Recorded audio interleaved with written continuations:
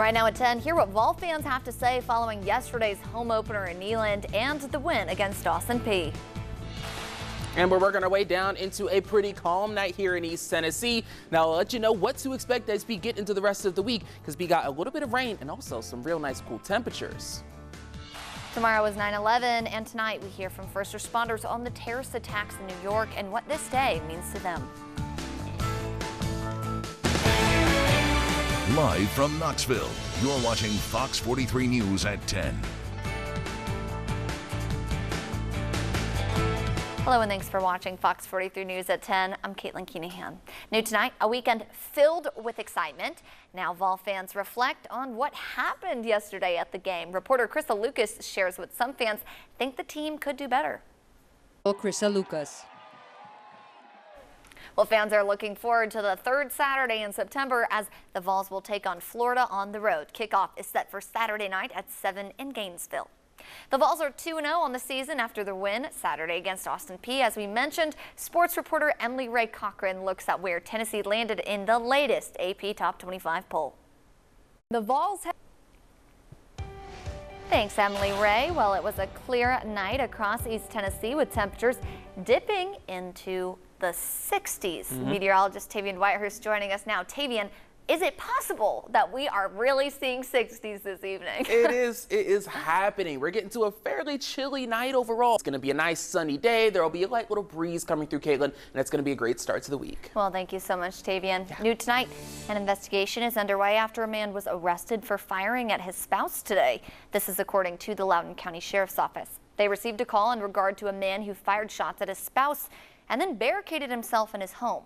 The man was identified as James Wold. When officers arrived on the scene, they negotiated with Wold in an attempt for him to surrender. The Blount County Sheriff's Office SWAT team was called for assistance. He is being held at the Loudoun County Detention Center. Well, the district attorney says it happened Friday night just before 7:30 in the Mossy Grove community, and statements from the family say the child used a chair to climb countertops in the kitchen, and that a child was apparently able to grab a handgun on top of the refrigerator. The sheriff's office says the child was released from the hospital on Saturday with a fractured shoulder, but is expected to recover. Tomorrow marks the 22nd anniversary of 9/11, and all over the nation, there will be people sharing their own memories of that day and paying respect to those who lost their lives. Mark Sanidia brings us a look at the traveling exhibit that honors the heroes of that day and pays respects to the fallen ones. On Monday, firefighters will climb the equivalent of 110 stories of stairs at the Sun Sphere.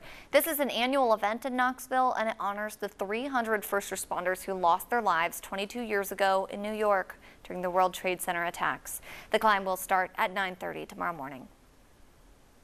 And coming up in just a bit, this low pressure system you see right here is going to do two things for us, especially as we get into some cooler temperatures and also talk about the crazy weather we've been seeing recently. All that coming up after the break.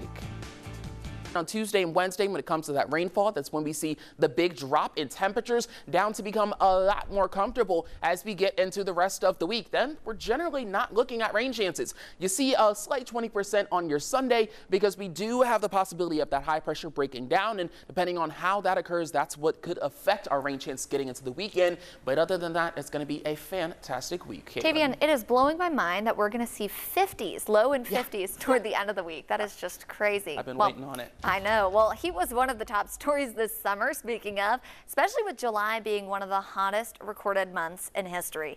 The heat is still impacting some communities across the nation. Kristen Dahlgren has more on how early fall heat waves are impacting students. This other thing that we're keeping an eye on is Hurricane Lee, which is one of the many tropical storm systems that we've been tracking this summer. I'm going to send things over to Tavian, who has more. Thank you very much, Caitlin. It's been a very busy hurricane season. Okay, we had Hurricane Hillary on